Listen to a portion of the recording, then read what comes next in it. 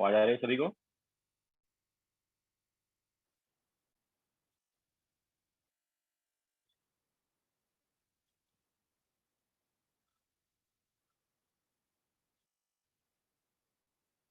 Okay, so good morning to all.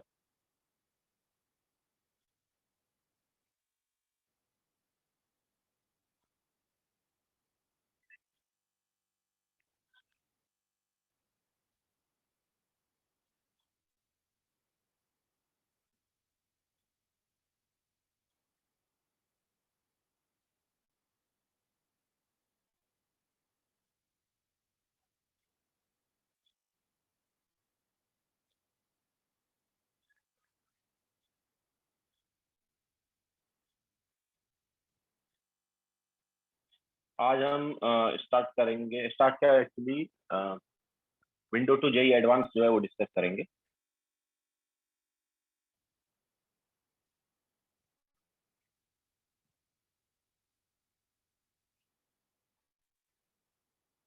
ठीक है, so window to JEE advance discuss करेंगे।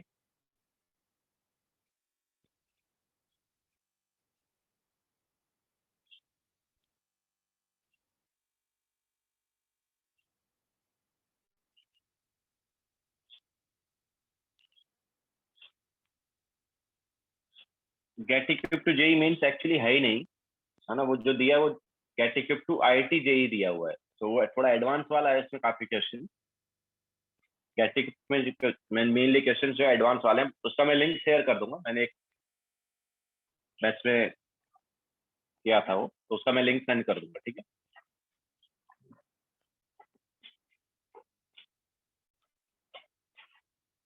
Yes right, new topic हम part test के बाद करेंगे, संडे के बाद। आज window to JEE advance, sorry window to JEE mains जो है वो डिस्कस करेंगे।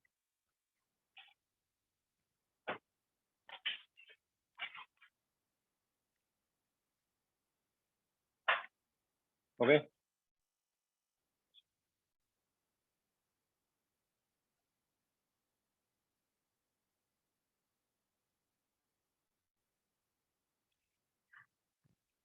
Yes right, full class discussion ही होगा। हाँ, बुकलेट में ये वाला पार्ट है ना, विंडो टू जेई मेंस वाला पार्ट है ना बुकलेट में।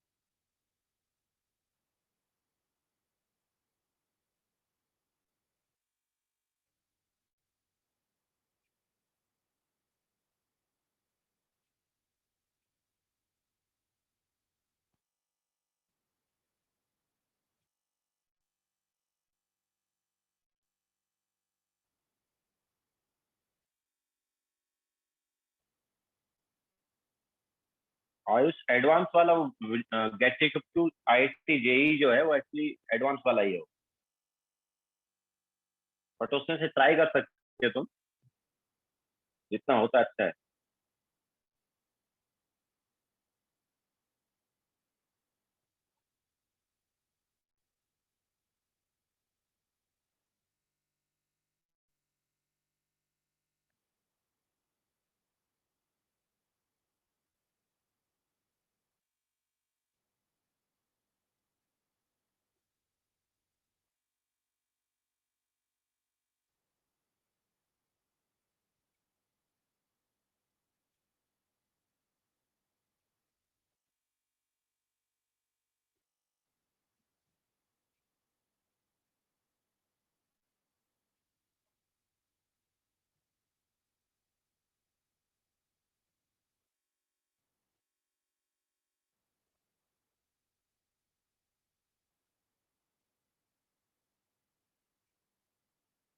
वेदांत फुल चैप्टर आएगा पार्ट टेस्ट में, थर्मोडायनेमिक्स फुल चैप्टर।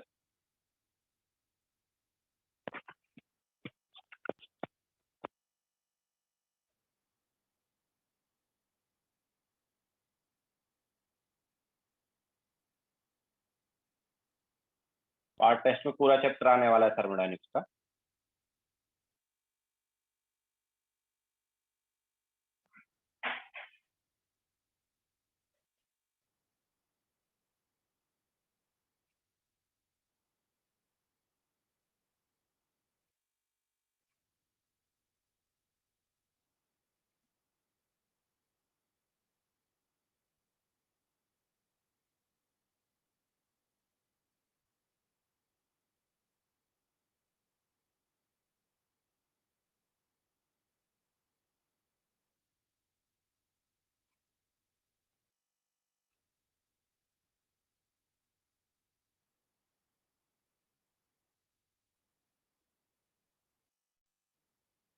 ठीक है, स्टार्ट करें।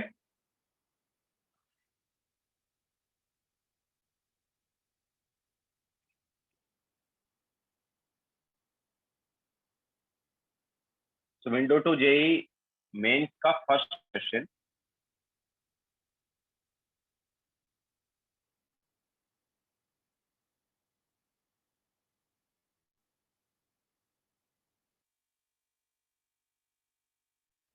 विंडो टू जेई मेन का first question, an ideal gas expand in volume from, अब देखो V1 हमें कितना दिया, V1 दिया इनिशियल वॉल्यूम दिया 10⁻³ metre cube, and final volume जो है V2 वो कितना दिया है, it is given 10⁻² metre cube.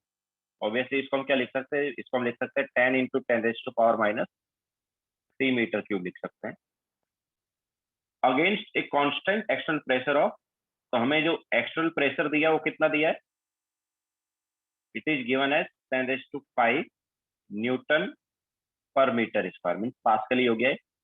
तो हमें W निकालना है, वर्क। तो ऑब्वियसली वर्क क्या होता है, ये कौन सा प्रोसेस हो गया, यहाँ पर बोला अगेंस्ट कांस्टेंट एक्सटर्नल प्रेशर, तो कौन सा प्रोसेस हुआ ये, जब हमें ऐसा दिया जाता है कि अगेंस्ट कांस्टेंट एक्सटर्नल प्रेशर, तो कौन सा प्रोसेस होता है, इरिवर्सिबल प्रोसेस होता है। ओके, सो इरिवर्सिबल प्रोसेस में वर्क क्या होता है, इरिवर्सिबल प्रोसेस में वर्क होता है -P external into V2 minus V1। Okay, so वो हम फॉर्मूला अप्लाई करेंगे, तो it is 10⁵ into V2 means 10 × 10⁻³ minus 10⁻⁻3, तो क्या आएगा ये,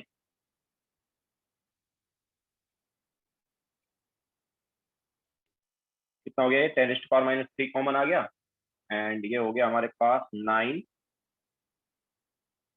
यस 900 हो गया। ओके, तो it is -900 joule.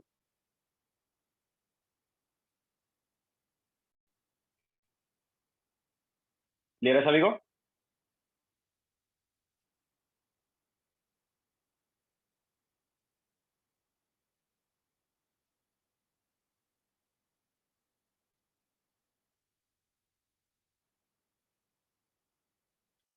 Ananya window to JEE Mains discuss कर रहे हैं। Yes Devika, this is first slide. Trial pass test के लिए अभी तक जितना भी हुआ है, जितने भी चैप्टर्स हुए सब इंपॉर्टेंट है। Okay, so this was first question.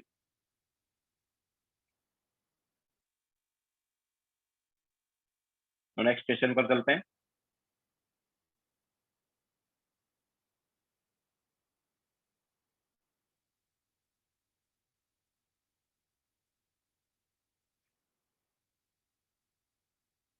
Question number 2, the enthalpy of combustion of carbon and carbon monoxide are this and this. तो enthalpy of formation of carbon monoxide क्या होगा, तो देखो कार्बन मोनोऑक्साइड का enthalpy of formation मतलब carbon solid plus half O2 gas gives CO gas. ये reaction का जो डेल्टा H है, वही डेल्टा H एक्चुअली क्या है, एंथैल्पी ऑफ फॉर्मेशन है कार्बन मोनोऑक्साइड का। नाउ किसी भी रिएक्शन का डेल्टा H जो है, हम किसके टर्म्स में निकाल सकते हैं, मतलब अगर हमें एंथैल्पी ऑफ कंबशन दिया हो तो निकाल सकते हैं ना। तो डेल्टा H जो है ये क्या होता है, अगर याद हो तो it is summation of stoichiometric coefficient into enthalpy of combustion of reactant minus summation of stoichiometric coefficient into enthalpy of combustion of product. याद है क्या?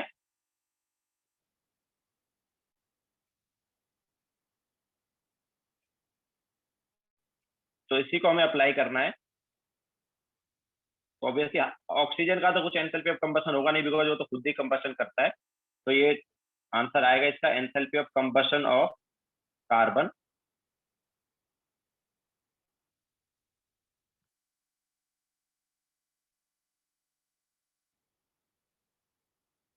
Minus enthalpy of combustion of CO। तो क्या आ जाएगा ये, कार्बन का एंथैल्पी ऑफ कंबशन कितना दिया हमें, it is -393.5 एंड CO का कितना दिया है -283. तो कितना हो गया ये? This is -393.5 plus 283, that is -110.5 kilo. Okay, so ये हमारे पास हो गया क्वेश्चन नंबर 2.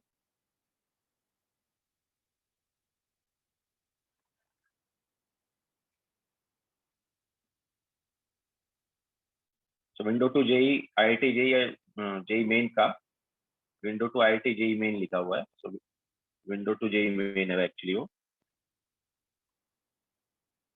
उसका सेकंड क्वेश्चन था. Now third question. Third question में हमें स्पॉन्टेनियस प्रोसेस के लिए डेल्टा जी बोला है. तो हमें पता है for spontaneous reaction delta G क्या होता है, बताया था ना हमने. For spontaneous reaction delta G क्या होना चाहिए, लेस देन 0. ओके, इसके अलावा इक्विलिब्रियम कांस्टेंट के है. इक्विलिब्रियम कांस्टेंट क्या है, के. तो याद है डेल्टा जी नॉट हमने क्या बोला था, इट इज -RT/ln के. बोला था कि नहीं बोला था, ये बताया था ना. तो delta G not less than 0 होना चाहिए. तो ये तभी होगा जब ये ऑब्वियसली के जो है, मतलब ये वाला पार्ट क्या होगा, RT/ln के क्या होगा,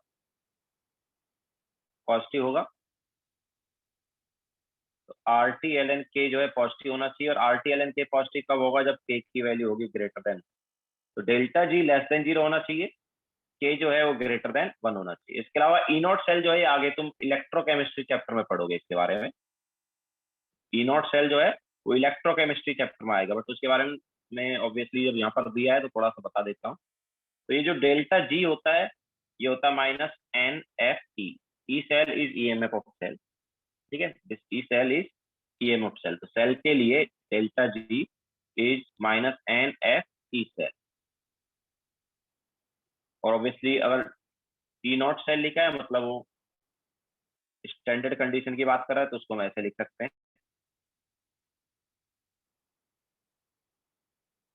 तो ऑब्वियसली डेल्टा जी नॉट 0 कब आएगा, मतलब हमें पता है delta G not less than 0 कब आएगा,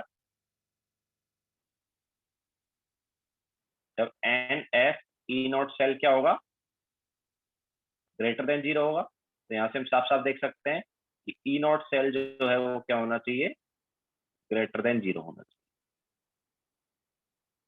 तो स्पॉन्टेनियस रिएक्शन के लिए डेल्टा जी लेस देन 0 होना चाहिए. ई सेल वगैरह तो हमें पता चलेगा इलेक्ट्रोकेमिस्ट्री चैप्टर में. It is EMF of cell. EMF of cell, cell potential भी इसे बोलते हैं. ठीक है, तो ये आगे इलेक्ट्रोकेमिस्ट्री चैप्टर में आएगा एक्चुअली. तो स्पॉन्टेनियस रिएक्शन के लिए ये चीजें होनी चाहिए, delta G less than 0, equilibrium constant के जो है वो greater than 1, and E naught cell जो है वो greater then.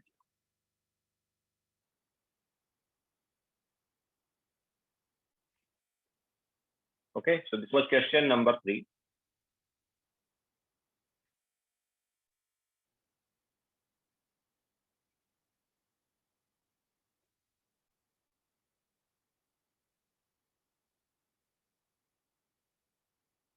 Now next question.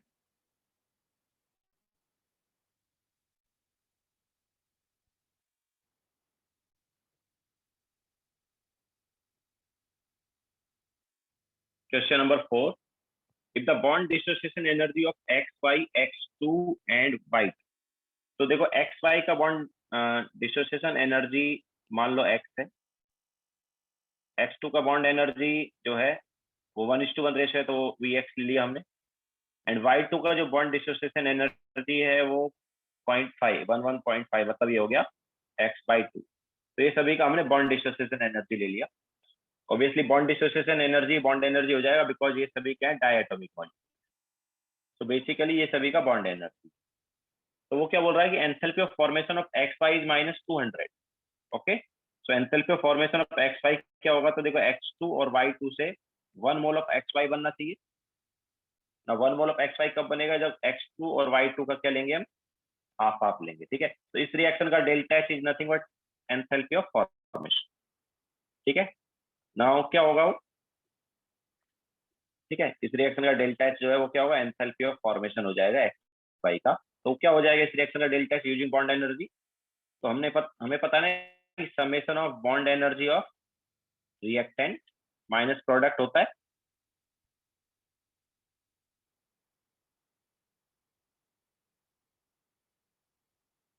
तो वही यूज करेंगे यहाँ पर। सो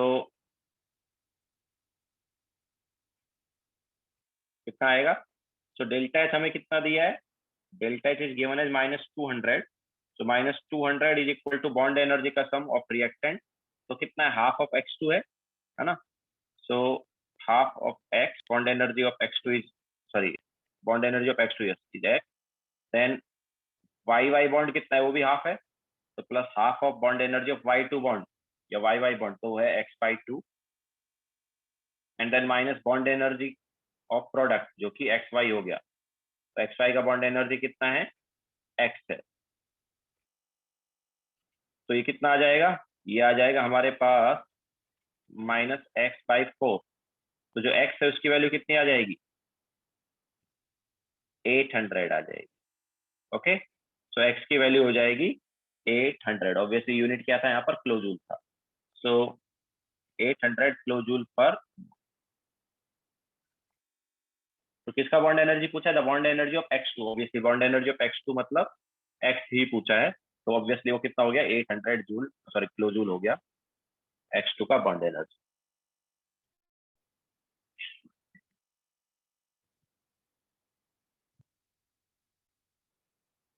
ठीक है। So this was question number 4.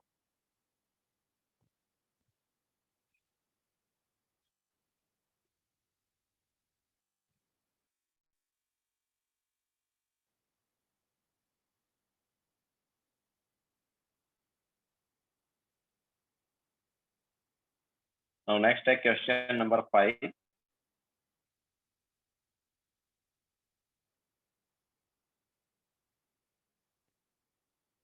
Vedanta, O2 जो है वो खुद ही कंबशन कर रहा है ना, उसका कोई एंथैल्पी ऑफ कंबशन नहीं होता है, ओके।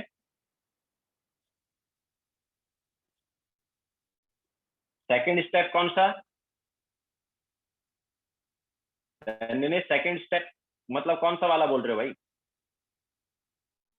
हमारे पास कोई भी रिएक्शन उसका डेल्टा एच क्या होता है, it is summation of bond energy of reactant minus product. Now reactant में क्या है, x2 है, तो x2 का हाफ है, तो हाफ इंटू x2 का bond energy, than half y2 है तो हाफ इंटू y2 का bond energy, and then product में क्या है, एक्स वाई है तो उसका बॉन्ड एनर्जी, तो वही किया ना।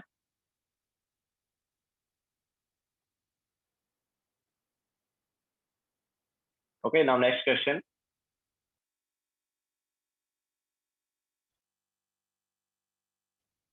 Question number 5, consider the reaction N2 plus 3H2 gives twice NH3 carried out at constant temperature and constant pressure. If delta H and delta U are enthalpy change and internal energy change respectively, which of the following expression is true? तो delta H और delta U में क्या relation होता है भाई, delta H is equal to delta U plus delta N G R T होता है ना, होता ही नहीं होता ना। इस रिएक्शन के लिए डेल्टा एन जी क्या है, product side stoichiometric coefficient gas के माइनस रिएक्टेंट साइड, तो क्या आ गया, -2 आ गया ना। So delta H is equal to delta U -2 RT, तो कौन सा बड़ा हुआ, डेल्टा एच या delta U, obviously delta H जो है इट इज स्मॉलर देन हो गया डेल्टा, क्लियर है।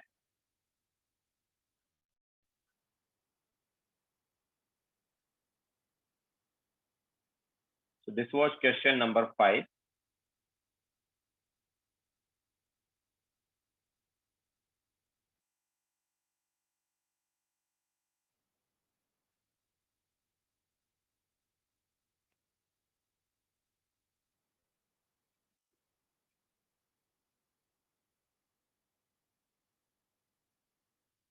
So next question.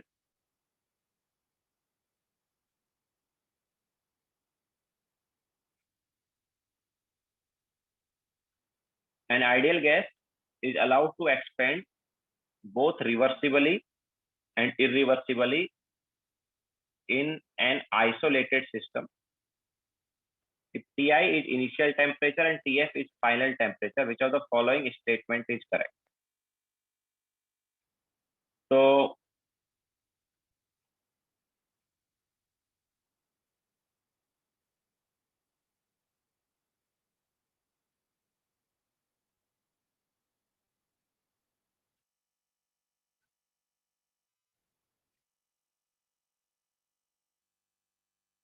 देव, हर चैप्टर का ऑलमोस्ट इक्वल वेटेज होगा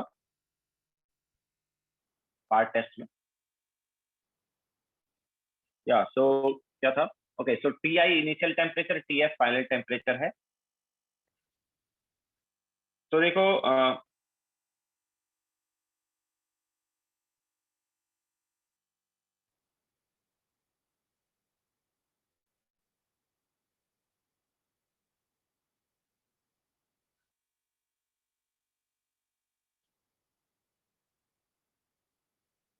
ऑब्वियसली दोनों प्रोसेस जो हैं अलग अलग है. एक रिवर्सिबल प्रोसेस है, एक इरिवर्सिबल प्रोसेस है. तो हमें पता है कि यार अगर ऑब्वियसली इनिशियल टेम्परेचर अगर हम दोनों का सेम ले लेते हैं तो हमें पता है कि फाइनल टेम्परेचर जो है वो दोनों का अलग अलग होगा. Okay, final temperature of reversible can not be equal to final temperature of irreversible because अलग अलग प्रोसेस है.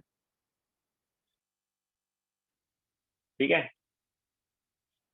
इसके अलावा तो ऑब्वियसली बी वाला ऑप्शन यहाँ से क्या हो गया? कैंसिल आउट हो गया. इसके अलावा ऑब्वियसली टी फाइनल जो है वो टी इनिशियल के इक्वल भी नहीं हो सकता है. टी फाइनल जो है वो टी इनिशियल के इक्वल हो सकता है क्या? नहीं हो सकता. ठीक है. तो इसकी वजह से हमारे पास ए एंड सी ऑप्शन जो है कैंसिल आउट हो गया. ठीक है. तो एक ही ऑप्शन बचा, कौन सा? T final irreversible is greater than T final reversible. ठीक है. एक ही ऑप्शन बचा हमारे पास, तो ऑप्शन क्या आ जाएगा यहाँ पर? डी आ जाएगा. This was question number 6 and question number 7. Delta H minus delta U for the formation of carbon monoxide.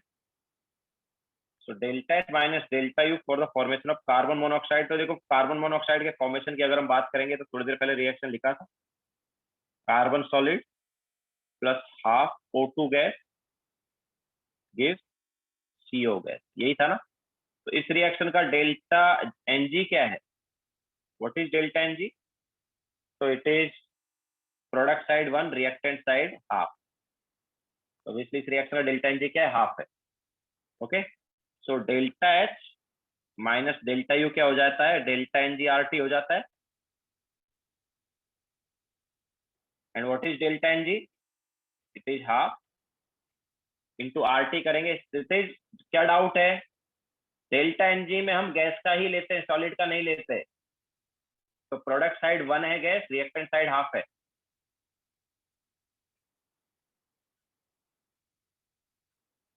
हाँ, सो इस रिएक्शन में डेल्टा Ng हाफ आ गया इंटू RT. अब देखो आंसर जूल में दिया हुआ है तो ऑब्वियसली R की वैल्यू क्या लेंगे? 8.314 इंटू टेम्परेचर कितना है? 298 केल्विन. तो ये हमारे पास आ जाएगा delta H minus delta U. कितना होगा ये? देख लेते हैं एक मिनट.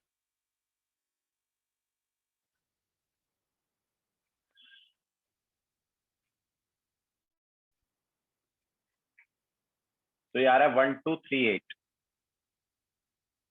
1238 आ रहा है।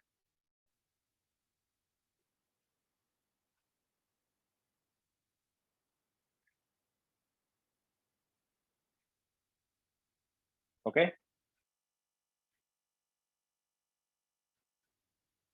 so this was question number 7.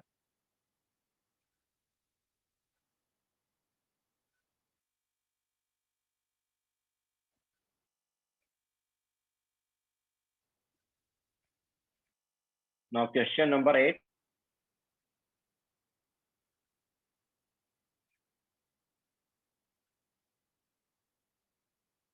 Identify the correct statement regarding a spontaneous process. Spontaneous process की बात हो रही है, तो exothermic process are always spontaneous, ऐसा है क्या? एक्सोथर्मिक मतलब delta H negative.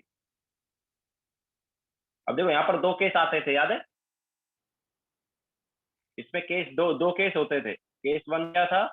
Delta S का था। अगर डेल्टा एस हम पॉजिटिव लेते हैं तो ऑलवेज स्पॉन्टेनियस आता था, और अगर हम डेल्टा एस यहाँ पर नेगेटिव लेते हैं तो स्पॉन्टेनियस एट लो टेम्परेचर आता था, याद है?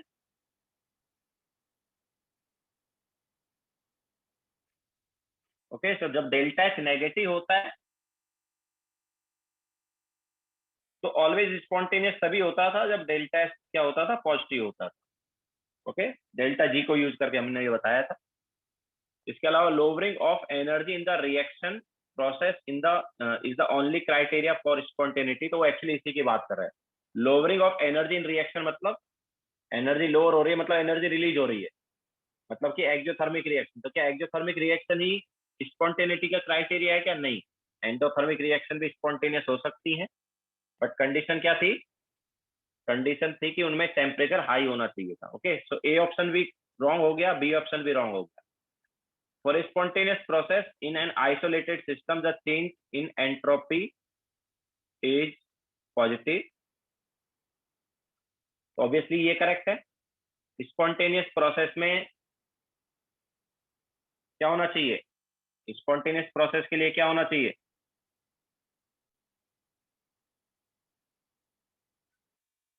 For spontaneous process delta S total जो है वो क्या होना चाहिए? ग्रेटर देन 0 होना चाहिए। ओके, तो ये ऑप्शन करेक्ट है। डी ऑप्शन भी रॉन्ग है, क्योंकि डी ऑप्शन क्या बोल रहा है? Endothermic processes are never spontaneous. ये तो रॉन्ग है ना, क्योंकि एंडोथर्मिक जो है वो स्पॉन्टेनियस कब हो जाएंगे? डेल्टा एच अगर पॉजिटिव है तो यहाँ पर दो केस आएंगे, यहाँ पर भी। ठीक है, यहाँ पर भी क्या आएंगे? दो केस आएंगे। जैसे यहाँ पर दो केस आ रहे हैं, तो यहाँ पर केस वन क्या है? केस वन है डेल्टा एस जो है वो पॉजिटिव हो। तो अगर डेल्टा एच पॉजिटिव और डेल्टा एस भी पॉजिटिव, दोनों पॉजिटिव हो, तो स्पॉन्टेनियस होगा एट हाई टेम्परेचर। लेकिन अगर डेल्टा एस नेगेटिव हो गया देन ऑलवेज नॉन स्पॉन्टेनियस होता था। ठीक है, तो ऐसा थोड़ी है कि अगर डेल्टा एच पॉजिटिव है तो रिएक्शन स्पॉन्टेनियस हो ही नहीं सकती।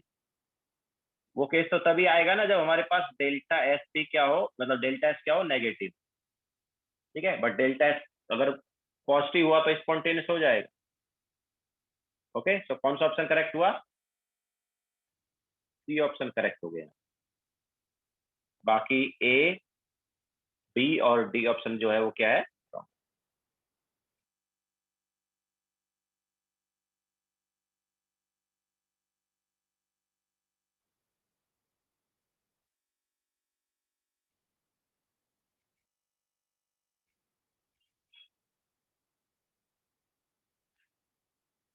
Okay, now question number 9.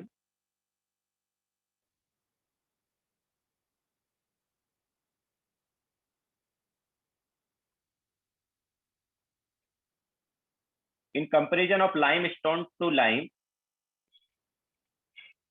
CaCO3 solid gives CaO solid plus CO2 gas. तो एक्चुअल में ये जो है इसको हम बोलते हैं limestone. CaCO3 is limestone and CaO is quick lime. CaO को क्या बोलते हैं? It is quick lime. Okay, so in conversion, not comparison, in conversion of limestone to lime, the value of delta H naught and delta S naught are this and this respectively at 298 Kelvin and 1 bar.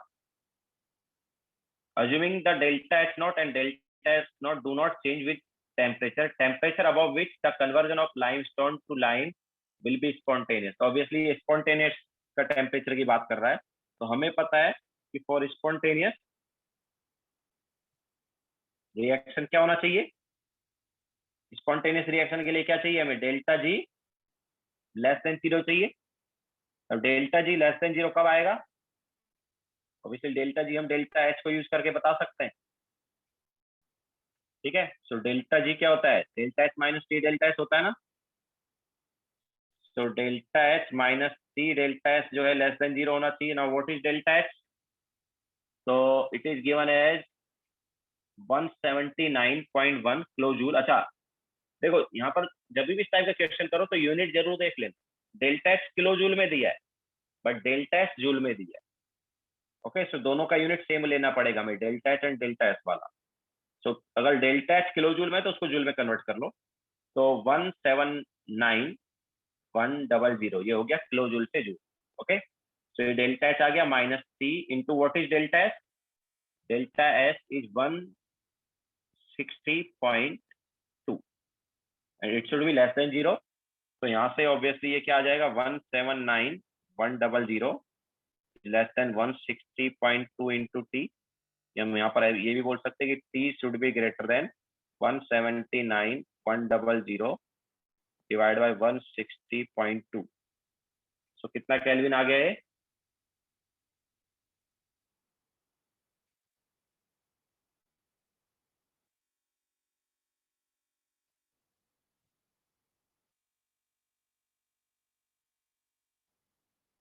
ये आ रहा है 1117.9।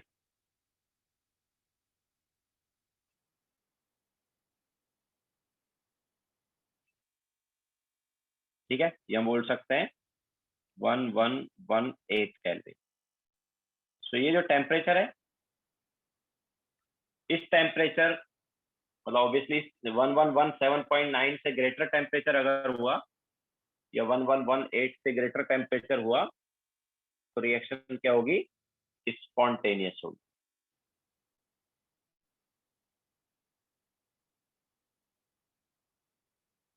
Okay, so this was question number 9.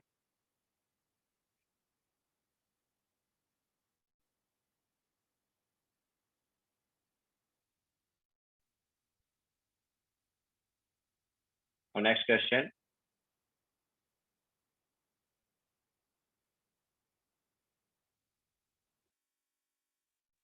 Question number 10.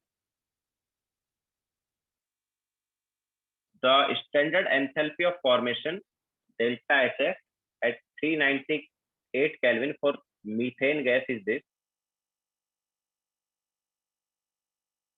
The additional information required to determine the average energy of CH bond formation would be. Okay.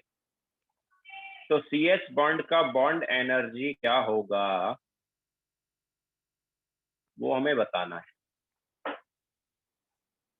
तो देखो कैसे बनेगा, CH4 तो carbon solid plus 2H2 gas is CH4 gas. ठीक है, तो इस reaction का हमें डेल्टा एक्स कितना दिया है, इट इज गिवन है 74.8 किलो जूल पर मोल।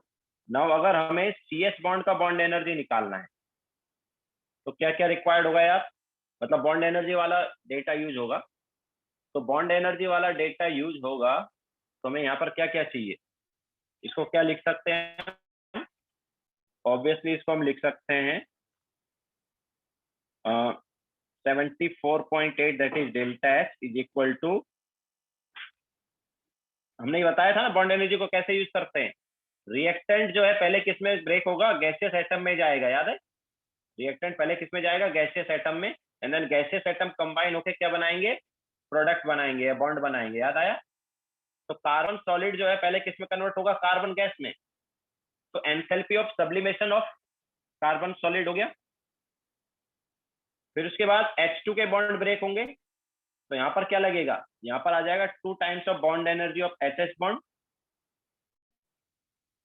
तो इतना एनर्जी देने पर हमारे पास जो रिएक्टेंट वाला साइड है वो किसमें चला गया, गैसियस एटम में चला गया। ओके, नाउ CH4 जो है उसके बॉन्ड बनेंगे, तो माइनस कितने बॉन्ड बनेंगे, 4 बॉन्ड बनेंगे ना, तो minus bond energy of CH4 and उसका 4 टाइम्स, बिकॉज 4 बॉन्ड बन रहे हैं। ठीक है, तो ये हमारे पास इस रिएक्शन का डेल्टा H होगा।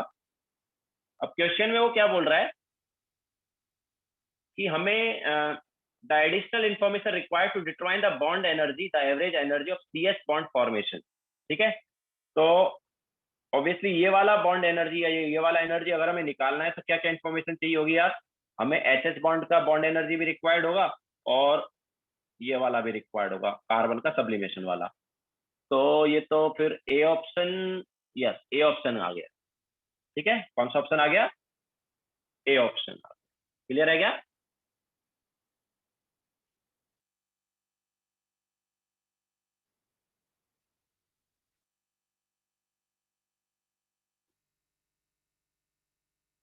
ओके, सो बॉन्ड एनर्जी वाला कॉन्सेप्ट हमने यूज किया है। Now next question.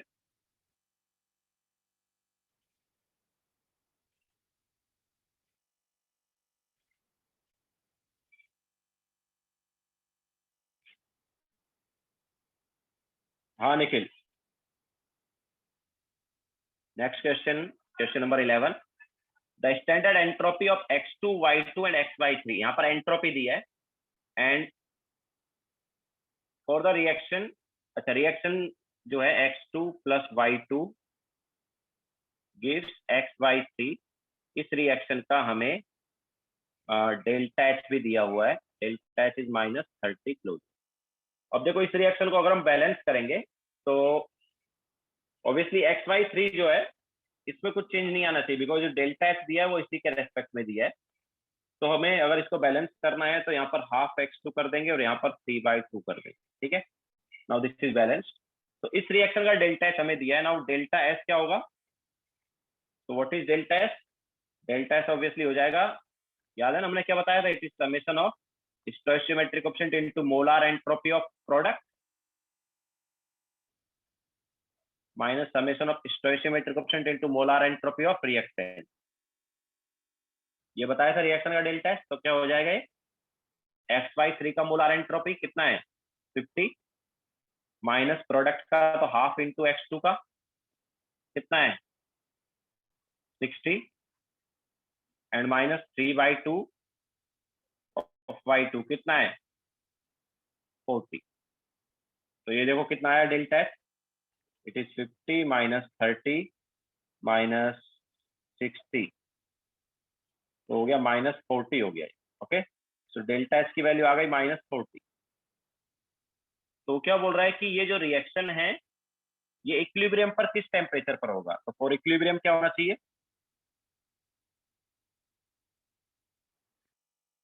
For equilibrium delta G जो है वो सॉरी इक्वल टू 0 होना चाहिए। ओके, तो डेल्टा G इक्वल टू 0 कब होगा यार, ऑब्वियसली डेल्टा G का हमने बताया था तुम्हें, डेल्टा G का फॉर्मूला क्या था, delta H minus T delta S। Okay, so delta H minus T delta S जो है वो क्या होना चाहिए, इक्वल टू 0। अच्छा यूनिट क्या है, तो डेल्टा H का जो यूनिट है वो क्या है, डेल्टा H का यूनिट है यहाँ पर किलो जूल वाला, एंड डेल्टा S जो है इसका यूनिट क्या है, जूल पर केल्विन पर मोल वाला। ठीक है, तो ऑब्वियसली किलो जूल को किस में कन्वर्ट करना पड़ेगा, जूल में, एंड देन सब्स्टिट्यूट करना पड़ेगा। तो -30,000 minus T delta S is equal to 0। तो यहां से हमारे पास आएगा 40T इज इक्वल टू 30,000। तो जब T का वैल्यू निकालेंगे तो इट इज 3000/4। सो 3000/4 कितना आ जाएगा,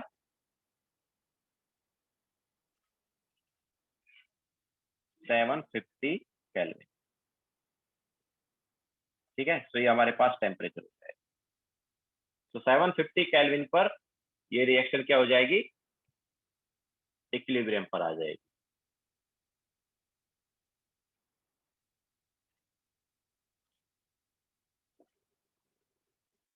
ठीक है, सो this was question number 11।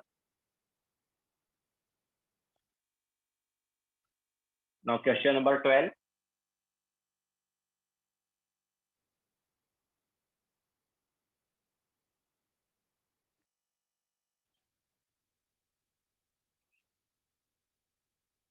On the basis of following information, अच्छा हमें delta G of formation of H positive aqueous क्या है, 0 दिया। ठीक है, तो हमें बताना value of enthalpy of formation of OH negative ion. Enthalpy of formation of OH negative ion क्या होगा, तो दिया क्या क्या है देखो, H2O liquid gives H positive aqueous plus OH negative aqueous, एक तो ये दिया है। एंड इस रिएक्शन का डेल्टा एच कितना दिया है, इट इज गिवन एज 57.32। इसके अलावा H2 gas plus O2 gas gives H2O liquid, इस रिएक्शन का डेल्टा एच क्या दिया है, it is given as -286.20 kilojoule. And हमें निकालना है enthalpy of formation of OH negative ion, aqueous OH negative ion actually. तो देखो क्या होता है, एंथैल्पी ऑफ फॉर्मेशन 1 मोल बनना चाहिए, और किससे बनना चाहिए, एलिमेंट से बनना चाहिए। तो ऑक्सीजन और हाइड्रोजन यहाँ पर एलिमेंट है, और 1 मोल बनना चाहिए तो ऑब्वियसली हाफ H2 आ जाएगा एंड हाफ O2 आ जाएगा, सभी 1 मोल बनेगा। तो इस रिएक्शन का डेल्टा एच क्या होगा, और इस रिएक्शन का डेल्टा एच ऊपर वाली रिएक्शंस को यूज करके बता सकते हैं क्या। देखो OH नेगेटिव हमें राइट हैंड साइड चाहिए और एक ही OH नेगेटिव चाहिए। ठीक है, तो ऑब्वियसली ये रिएक्शन जो है इसको किससे मल्टीप्लाई करना होगा हमें,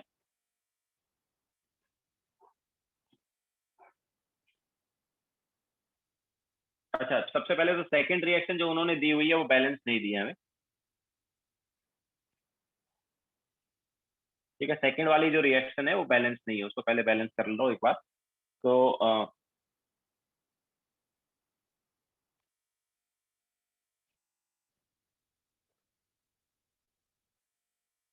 it is H2 plus half O2। ठीक है, इसके अलावा एक और रिएक्शन हमें ये जो दिया हुआ है, इसका मतलब क्या है कि H पॉजिटिव का एंथैल्पी ऑफ फॉर्मेशन भी 0 है। अगर Gibbs free energy of formation 0 है तो उसका एंथैल्पी ऑफ फॉर्मेशन 0 है, मतलब हमें ये भी दिया हुआ है H पॉजिटिव एक्वस, इसका एंथैल्पी ऑफ फॉर्मेशन क्या होगा, 1 मोल बनना चाहिए, इससे इसके एलिमेंट से, तो एलिमेंट कौन सा, हाइड्रोजन। तो ये रिएक्शन, तो इसका डेल्टा एच जो है 0, इसका डेल्टा एच क्या है, 0। हाँ, तो ये 3 रिएक्शन है। अब ये तीनों रिएक्शन को यूज करके हमें ये रिएक्शन बनाना है। तो ये रिएक्शन कैसे बनेगी देखो, तो OH नेगेटिव हमें राइट हैंड साइड चाहिए, एक ही OH नेगेटिव चाहिए। तो क्या करें, फर्स्ट रिएक्शन में देखो OH negative right hand side ही है। ठीक है, तो राइट हैंड साइड है, एक OH नेगेटिव, हमें भी एक ही चाहिए। तो क्या करते हैं, फर्स्ट रिएक्शन को मल्टीप्लाई बाय क्या कर दें, 1 कर दें। ठीक है, इसके अलावा हमें H2 चाहिए लेफ्ट हैंड साइड।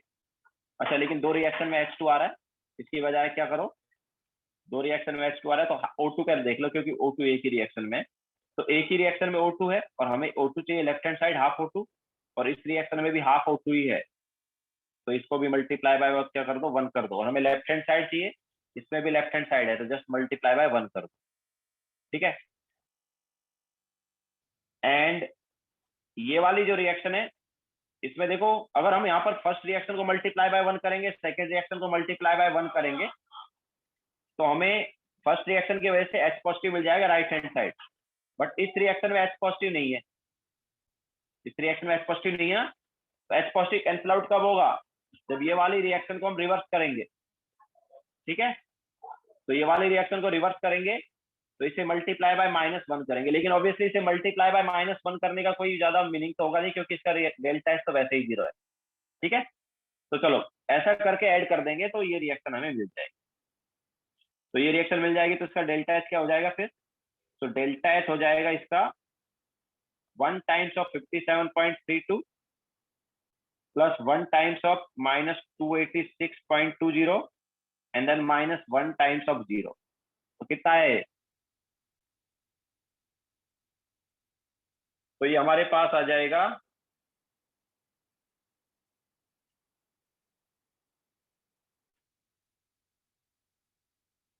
-228.88।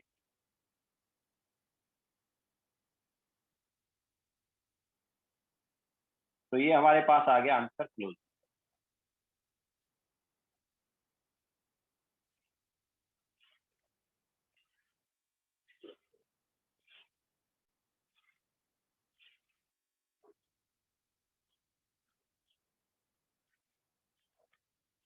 ठीक है, सो this was question number 12।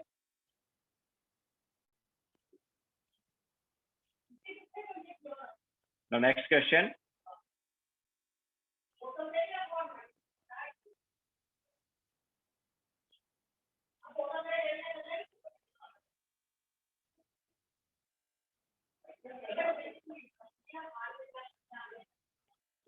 Question number 13। अच्छा, फ्यूल सेल है तो ये थोड़ा एक्चुअल में रिलेटेड हो गया इलेक्ट्रोकेमिस्ट्री से। ठीक है, थोड़ा इलेक्ट्रोकेमिस्ट्री से रिलेटेड हो गया। सो इन ए फ्यूल सेल जिसका हमें गिब्स फ्री एनर्जी दिया हुआ है और formation of reactant and product, obviously reaction का गिब्स फ्री एनर्जी बता सकते हैं। तो CH3OH प्लस O2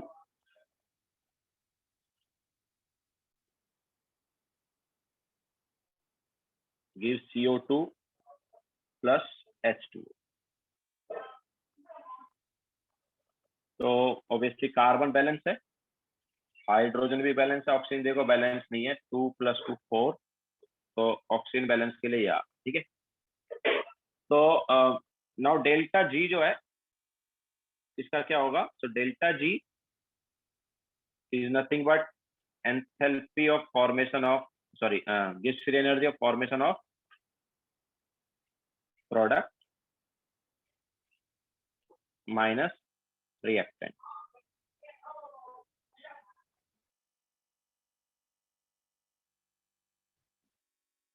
तो क्या आएगा? ये हो जाएगा Gibbs free energy of formation of CO2 plus 2 times of delta GF of H2O minus delta GF of CH3OH and minus 3/2 delta GF of O2। Now जैसा एंथैल्पी ऑफ फॉर्मेशन का होता था वैसा ही डेल्टा जी का होगा, जैसे अभी हमने लिया था ना, यहाँ पर भी H पॉजिटिव के केस में भी लिया था।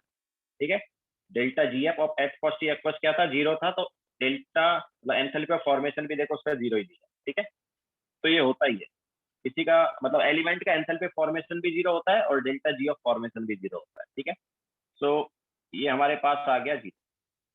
ओके, ये वैल्यू क्या हो गई? ये 0 हो गई। तो अब देखो डेल्टा जी क्या आ जाएगा? बाकी का डेल्टा जी ऑफ फॉर्मेशन हमें दिया हुआ है। CO2 का कितना दिया है? CO2 का is given as -394.4 plus 2 times of H2O का कितना है? तो H2O का is given as -237। Yes Riya, standard state में। तो H2O का क्या है? -237.2 एंड CH3OH का क्या है? -166.2। तो माइनस ऑफ -166.2। ओके, तो ये हमारे पास ओवरऑल डेल्टा जी आएगा। देखते हैं कितना आ रहा है। यस रिया, स्टेबल स्टेट जैसे हाइड्रोजन का H2 गैस, ऑक्सीजन का O2 गैस, ब्रोमीन का Br2 लिक्विड, है ना? जो जैसे एंथैल्पी ऑफ फॉर्मेशन, मतलब जिस स्टेट में एंथैल्पी ऑफ फॉर्मेशन उनका 0 था ना, उसी स्टेट में डेल्टा जी ऑफ फॉर्मेशन भी 0। So this is 237.2 का 2 times.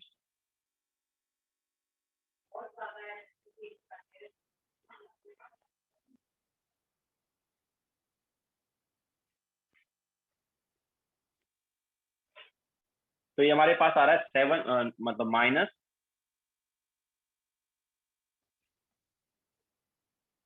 -702.6 kilo joule.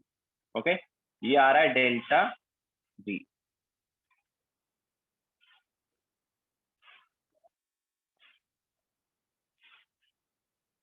अब देखो, ये तो आया फ्यूल सेल का डेल्टा जी.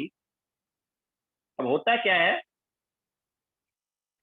आगे, जैसे मैंने बताया इलेक्ट्रोकेमिस्ट्री से रिलेटेड है, तो याद रखना फॉर फ्यूल सेल और फॉर गैल्वेनिक सेल वगैरह कोई भी सेल होता है,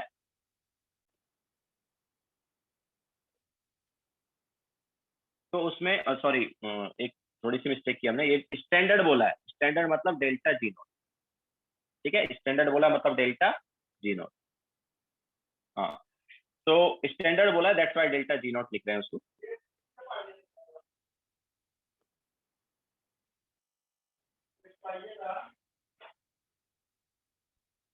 तो किसी भी सेल की अगर हम बात करेंगे,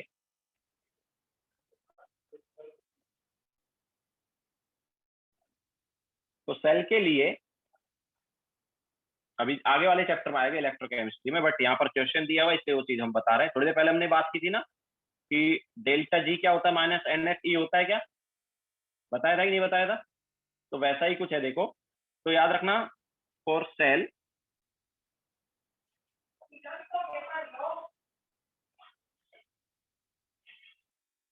वर्क डन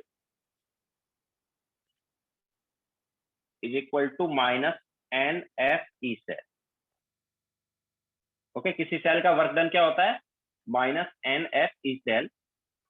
और -NFE सेल जो है वो क्या हो गया, सॉरी NFE सेल होता है. So what is NFE cell, obviously हो गया माइनस डेल्टा जी सेल. ठीक है, तो किसी भी सेल का जो वर्क डन है इट इज NFE सेल या minus delta G cell. Cell के लिए वर्क डन इतना होता है. ठीक है, तो मैक्सिमम वर्क डन जो है, अगर बात की जाएगी मैक्सिमम वर्क डन सेल के लिए, इलेक्ट्रोकेमिस्ट्री से रिलेटेड है, इलेक्ट्रोकेमिस्ट्री में पढ़ाया जाएगा. तो मैक्सिमम वर्क डन जो है वो होगा NFE नॉट सेल. क्या होगा, NFE naught cell, and NFE naught cell is nothing but minus delta G not cell. तो ये हमें वहां पर एक तरह से दिया है. फ्यूल सेल था ना, उसका डेल्टा जी नॉट सेल पता था, delta G not cell is -702.6 kilo joule. Okay, so क्या आ गया फिर, तो मैक्सिमम वर्क डन कितना आ गया, minus delta G not cell ना. तो minus delta G not cell, तो डेल्टा जी नॉट सेल कितना है, इट इज 702.6 माइनस में है ना. तो -702.6 किलो जूल. तो ये मैक्सिमम वर्क डन आ गया 702.6 kilo joule. This is work done. Okay, so इतना वर्क किया fuel cell. Okay, fuel cell ने इतना वर्क किया है. अच्छा, एफिशिएंसी मैंने बताया था क्या होता है एफिशिएंसी. एफिशिएंसी क्या होता है, efficiency is work done by heat given. याद आया, हीट कितना दिया और वर्क कितना किया. एंड परसेंटेज की बात करेंगे तो ऑब्वियसली मल्टीप्लाई बाय 100 भी कर दो. तो देखो वर्क डन तो हमें पता है कितना है. ओके, वर्क डन कितना है, it is 702.6 kilo joule. And heat given कितना है, अब देखो, if the standard enthalpy of combustion of methanol is 726 -726, obviously heat release हो रहा है ना, तो हीट रिलीज हो रहा है कंबसन से, तो वो हीट गिवन है. ओके, 726 किलो जूल जो है वो क्या है, हीट गिवन है. तो 726 किलो जूल जो है हीट गिवन है, और उसमें से वर्क डन कितना है, 702.6 ही है इंटू 100. तो ये आ जाएगा हमारे पास एफिशिएंसी कितना आया,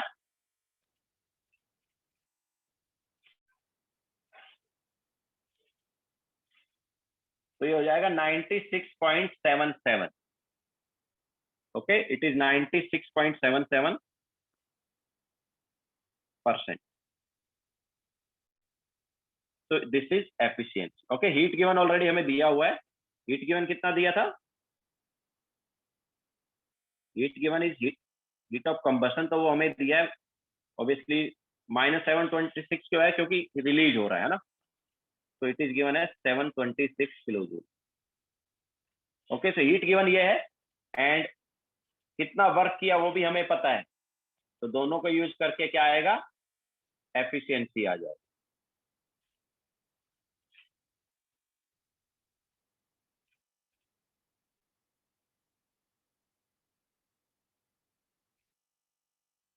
यस, ऑब्वियसली कंबशन में हीट रिलीज होता है ना, तो जो हीट रिलीज हुआ है उसने क्या किया? फ्यूल सेल में वर्क किया है। ओके, जो हीट रिलीज हुआ था वो फ्यूल सेल में क्या किया? वो वर्क करने के काम में आया है।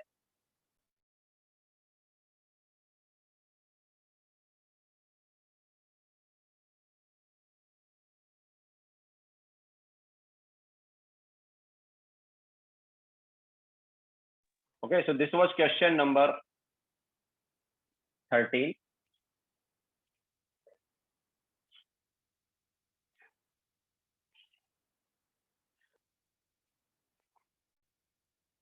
The next question.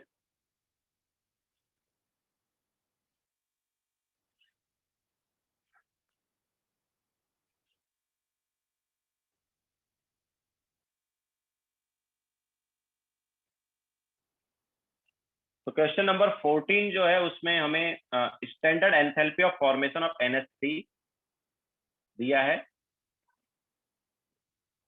तो standard enthalpy of formation of NH3 मतलब 1 मोल ऑफ NH3 बनना चाहिए। ओके, किससे? एलिमेंट से। तो 1 मोल कब बनेगा? जब ऑब्वियसली ये होगा हाफ, ये हो गया 3/2। तो इस रिएक्शन का डेल्टा एच हमें क्या दिया है?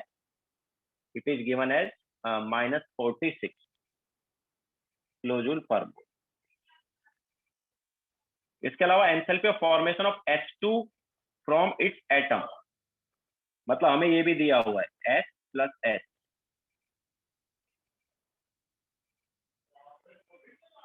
Gives H2। ये कितना दिया है? तो इस रिएक्शन का डेल्टा एच हमें क्या दिया है? ये है -436 किलोजूल पर मोल। तो क्या है ये कौन सा एनर्जी है? ऑब्वियसली यहाँ पर एक तरह से बॉन्ड फॉर्म हो रहा है, एच बॉन्ड जो है कंबाइन हो रहे हैं, तो बॉन्ड फॉर्म हो रहा है। तो एक्चुअल में ये क्या हो गया? दिस इज नथिंग बट, अच्छा इसका अगर हम उल्टा करें तो क्या है? H2 gives H gas + H gas. ये क्या है बताओ? This is bond dissociation energy है कि नहीं? एंड मोनोएटॉमिक गैस है तो मोनोएटॉमिक गैस, डायटोमिक गैस है तो उसके लिए bond dissociation energy is bond energy. तो H2 को उसके बॉन्ड में ब्रेक कर रहे हैं, सॉरी H2 के बॉन्ड को ब्रेक कर रहे हैं और एटम्स में कन्वर्ट कर रहे हैं, तो this is bond dissociation energy. तो ये क्या हो जाएगा? देखो रिवर्स रिएक्शन का था -436, तो इसका कितना हो जाएगा? 436 हो जाएगा। तो बेसिकली तुम्हें बॉन्ड एनर्जी ही दिया हुआ था। ओके, इसी टाइप से N2 का भी देखो क्या दिया है। N2 का भी enthalpy of formation from its atom दिया हुआ है, मतलब ये रिएक्शन का डेल्टा एच दिया है। कितना दिया है इस रिएक्शन का delta H? It is -712 kilojoule per मोल। तो यहां से हम साफ साफ देख सकते हैं कि N2 गिव्स N + N का क्या हो जाएगा? Obviously this is nothing but bond energy, है ना, या बॉन्ड डिसोसिएशन एनर्जी। तो क्या हो जाएगा ये? This is 712। ओके, तो अब हमें निकालना क्या है? हमें निकालना NH बॉन्ड का बॉन्ड एनर्जी। तो अब वो आ सकता है इधर से NH बॉन्ड का बॉन्ड एनर्जी क्या आएगा यार? तो delta H is equal to half of bond energy of NN bond, sorry N triple bond N होता है वो, तो NN bond plus 3/2 bond energy of SS bond minus, अच्छा NH3 में कितने NH बॉन्ड होंगे? NH3 में 3 NH बॉन्ड होंगे, so 3 times of bond energy of NH bond. अब देखो हमें यहाँ पर क्या पता है, हमें यहाँ पर 3 वैल्यू पता है, ये भी पता है, ये भी पता है और ये भी पता है, तो ऑब्वियसली चौथी वैल्यू आई जाएगी ना। तो क्या हो जाएगा ये,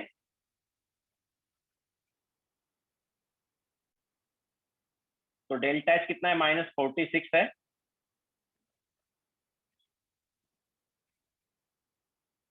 सो -46 is delta H, delta H, than half of bond energy of NN bond. NN bond कितना दिया यार, ये जो है NN बॉन्ड वाला ही है 712, तो half of 712 plus 3/2 times of bond energy क्या था, 3/2 times of bond energy of H bond, मतलब H2 का, तो H2 का कितना है, इट इज 436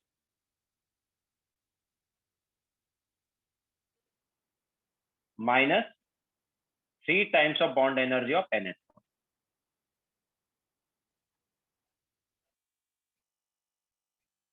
तो इधर से 3 times of bond energy of NH bond क्या हो गया, ये क्या हो जाएगा, दिस इज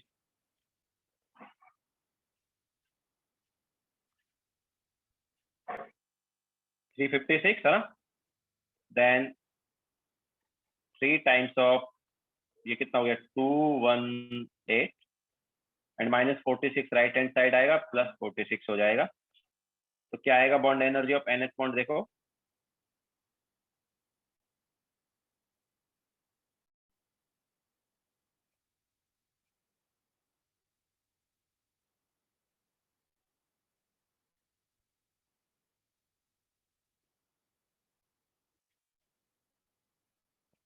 ये आ गया 352।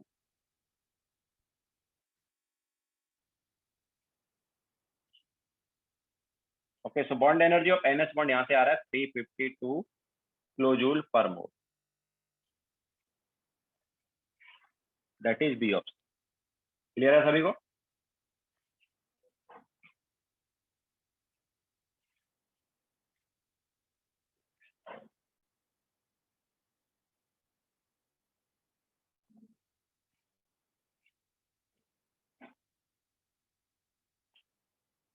नेक्स्ट क्वेश्चन,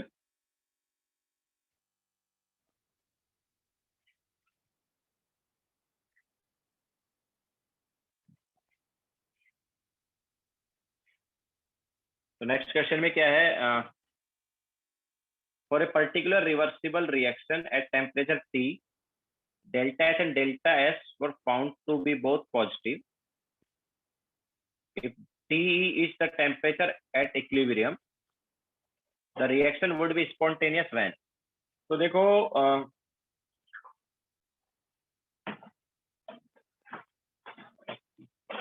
हमें पता है कि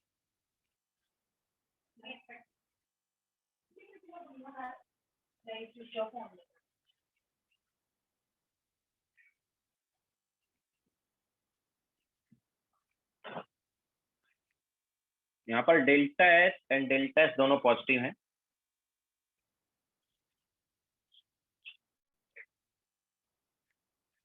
एंड टी जो टेम्परेचर है उस पर क्या है, इक्विलिब्रियम। तो टी टेम्परेचर पर इक्विलिब्रियम है, तो हम बोल सकते हैं कि एट टी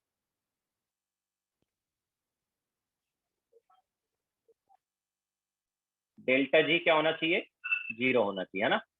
मतलब delta H minus T delta S, तो टी डेल्टा एस को हम क्या ले लेंगे, टी, है ना, टेम्परेचर क्या हो गया, टी हो गया, into delta S is equal to 0। तो टी की वैल्यू क्या होगा, हो गई हमारे पास, टी की वैल्यू हो गई delta H upon delta S, है ना।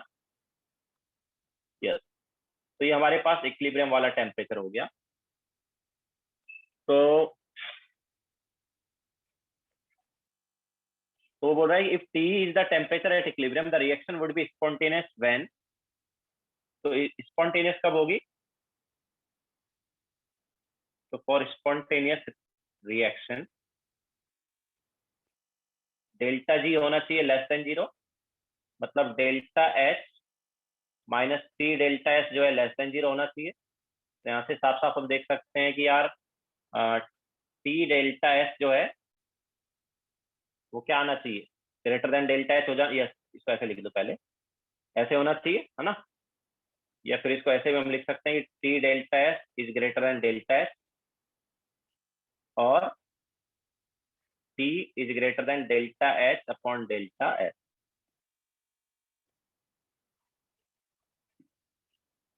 अब देखो delta H upon delta S क्या था, टी था ना, तो क्या हो गया, T should be greater than T, आया कि नहीं आया, T should be greater than T हो गया।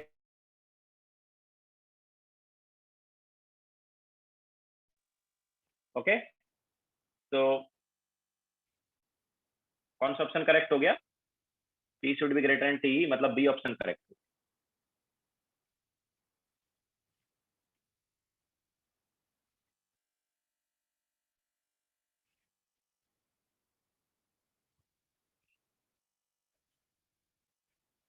Okay, so this was question number 15.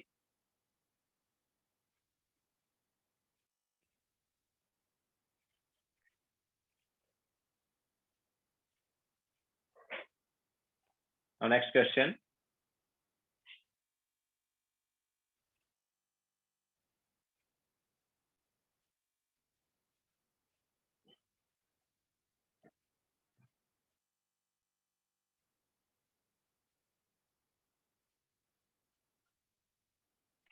तो क्वेश्चन नंबर 16 में क्या है,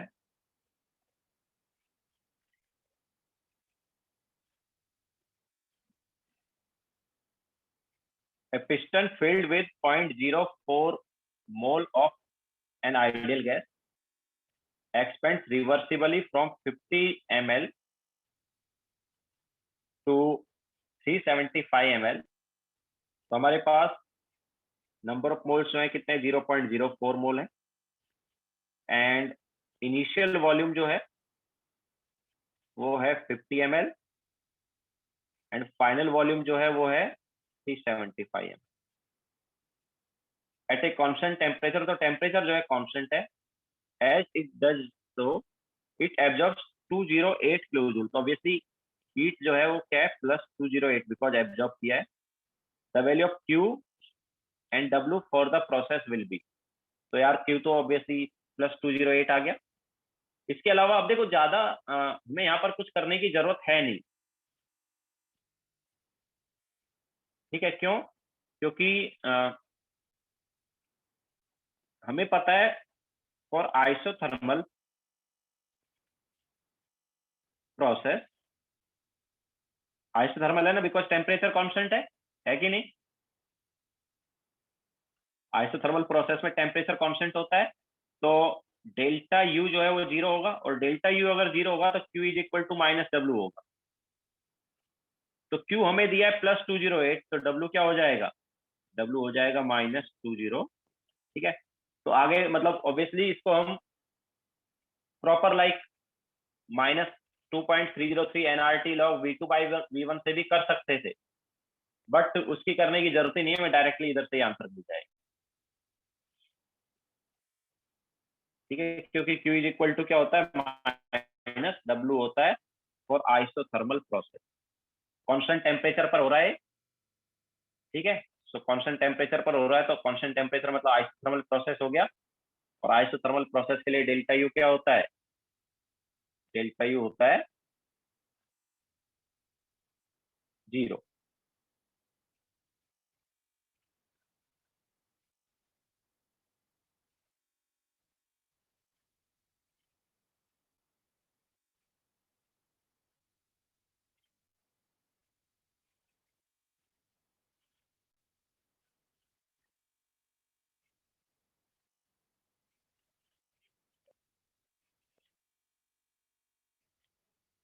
ओके, नाउ नेक्स्ट क्वेश्चन पर चलते हैं। अगर तुम इसको लाइक फॉर्मूला लगा के करोगे, कौन सा formula, W is equal to -2.303 nRT log V2/V1, तो उससे भी यही आंसर आएगा। ठीक है, अगर वो फॉर्मूला लगाओगे तो भी यही आएगा, क्योंकि Q is equal to minus W होता है, बट W क्या होता है आइसोथर्मल रिवर्सिबल में, W ये होता है। ठीक है, तो यही आंसर आएगा, ऑब्वियसली फॉर्मूला लगा के भी कर सकते हो। ओके, वहां से भी तुम्हें यही आंसर मिलेगा। So this was question number 16.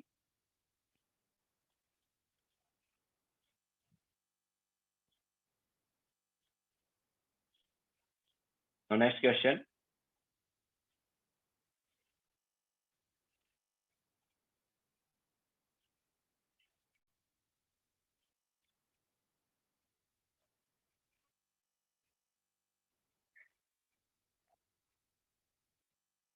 So question number 17, the complete combustion of ethanol, the amount of heat produced as measured in bomb calorimeter is this, assuming ideality, the enthalpy of combustion delta S for the reaction will be. याद है हमने बताया था कि इन bomb calorimeter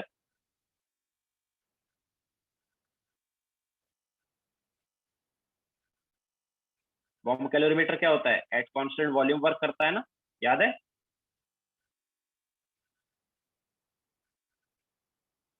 ठीक है, it works at constant volume.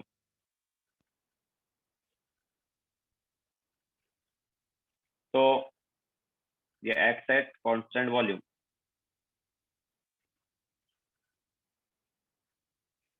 तो constant volume पर वर्क करता है, दैट्स व्हाई जो हीट होता है रिएक्शन का वो क्या होता है, हीट ऑफ रिएक्शन क्या होता है, डेल्टा यू के इक्वल होता है क्या? तो यहाँ पर देखो हमें क्या दिया है, ये रिएक्शन दी हुई है C2H5 OH liquid plus 3O2 gas is twice CO2 gas plus 3H2O liquid. ये रिएक्शन दी हुई है, ऑब्वियसली कंबशन रिएक्शन है. तो the amount of heat release, heat produced as measured in bomb calorimeter. तो इस रिएक्शन का जो हमें हीट दिया है वो दिया है 1364.47. तो एक्चुअल में वो पर मोल दिया, मतलब हीट ऑफ कंबशन दिया है. ओके, सो बेसिकली हमें हीट ऑफ कंबशन दिया हुआ है एंड वो वैल्यू कितना दिया है, ऑब्वियसली नेगेटिव में लेंगे क्योंकि हीट रिलीज होता है. तो it is -1364.47 kilojule per mole. So this is heat of combustion. Now this heat of combustion will be delta H अगर कांस्टेंट प्रेशर होता तो. बट जैसे मैंने बताया बॉम्ब कैलोरीमीटर किस पे एक्ट करता है, कांस्टेंट वॉल्यूम पर. तो मतलब ये जो है ये डेल्टा यू के इक्वल होगा. ये किसके इक्वल होगा, डेल्टा यू के इक्वल. तो तुम्हें डेल्टा यू पता है इस रिएक्शन का, you have to determine delta H. तो डेल्टा एच क्या होगा, तो डेल्टा एच हो जाएगा delta U plus delta N G R T ना. What is delta N G of this, delta N G क्या है इसका, प्रोडक्ट साइड 2 रिएक्टेंट साइड 3. तो क्या है, -1 है ना, गैस का ही लेना है. तो प्रोडक्ट साइड 2 है गैस है और रिएक्टेंट साइड 3 है गैस का. ओके, सो -1 हो जाएगा, तो जस्ट अप्लाई कर देंगे. So delta U is -1364.47 then plus delta N G R T. तो delta N G is -1 into R 8.314. अच्छा, यहाँ पर जो आर है वो जूल में है, लेकिन ये वाली वैल्यू किलो जूल में है, तो दोनों सेम यूनिट में होने चाहिए. या तो इसको जूल में कन्वर्ट करो या जो इधर वाला पार्ट आ रहा है उसको किलो जूल में करो. तो किलो जूल के लिए इसको डिवाइड बाय 1000 कर देना, ठीक है, जिससे कि किलो जूल में आ जाएगा. इनटू टेम्परेचर कितना दिया है, temperature is 25 degree means 298 kelvin. तो अभी जो हमारे पास क्या आ जाएगा, इस रिएक्शन का डेल्टा एच आ जाएगा. ठीक है, that is heat of combustion at constant pressure.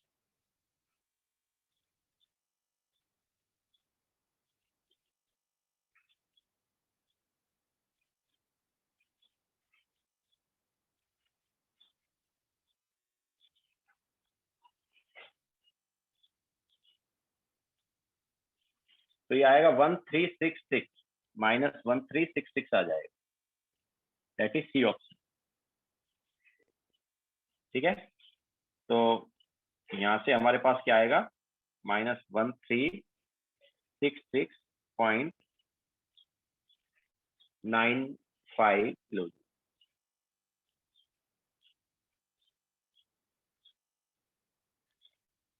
Clear है सभी को? तो ये हमारे पास क्वेश्चन नंबर 17 भी हो गया है. ओके, तो ये विंडो टू जेई मेन वाला पार्ट जो है हमने डिस्कस किया है। Okay, window to JEE Main वाला पार्ट पूरा डिस्कस हो गया है।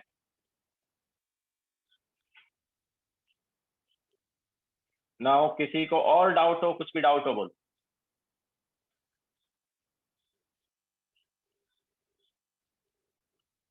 रजत यार, कैमरा ऑन क्यों करके रखते हो तुम?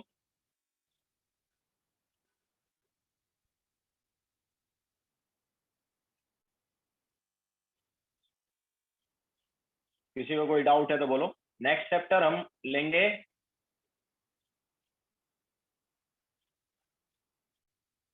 Chemical equilibrium.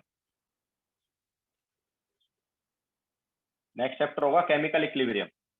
Mandar, foundation builder objective हमने डिस्कस किया है।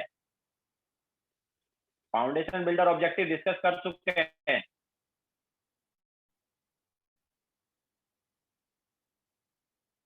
ग्रुप पर लिंक भी है, यूट्यूब वाला, यूट्यूब पर अपलोड किया था।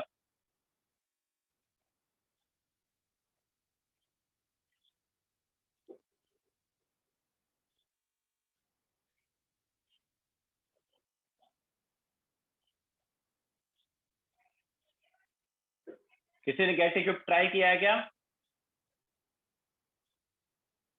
अमोक, फिजिकल केमिस्ट्री का सिलेबस तुम्हारा खत्म हो जाएगा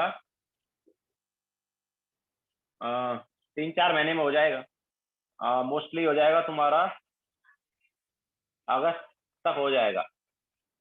अगस्त तक हो जाएगा।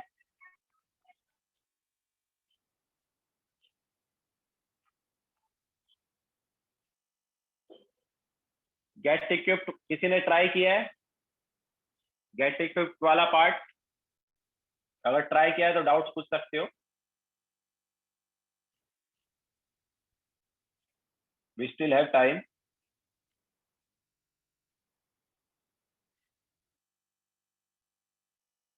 धनेश, फिजिकल केमिस्ट्री में 10 के अराउंड चैप्टर है। 10-12 के अराउंड है।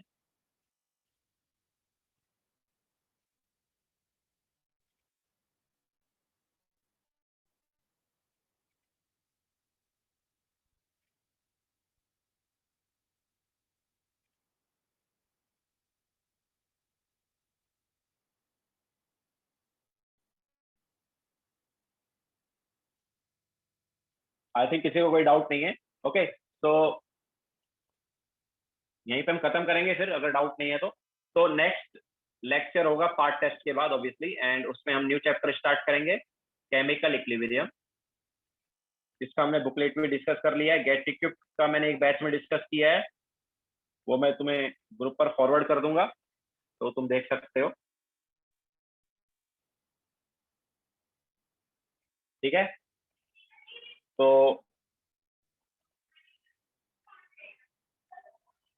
रोहन अभी तो काफी चैप्टर्स है ना यार, अभी वही क्या है, अभी लाइक तुम्हारा पूरा ऑलमोस्ट इनऑर्गेनिक केमिस्ट्री बचा हुआ है, ऑर्गेनिक अभी चल रहा है, काफी है अभी तो। देव सिंह, केमिकल इक्विलिब्रियम थोड़ा बहुत इस पर बेस्ड है, बाकी तो न्यू चैप्टर ही बोल सकते हो। ऑब्वियसली थोड़ा बहुत मोल कॉन्सेप्ट उसमें यूज होगा, स्टोइकियोमेट्री वाला पार्ट जो है ना देव, वो उसमें यूज होने वाला है। केमिकल इक्विलिब्रियम में स्टोइकियोमेट्री जो है वो यूज होने वाला है। ओके, सो स्टोइकियोमेट्री अच्छे से आना चाहिए उसके लिए।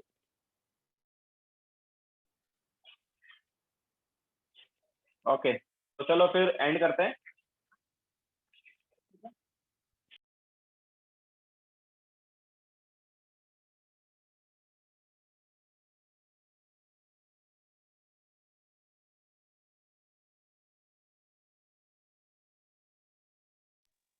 ठीक है, चलो फिर लेक्चर एंड करते हैं।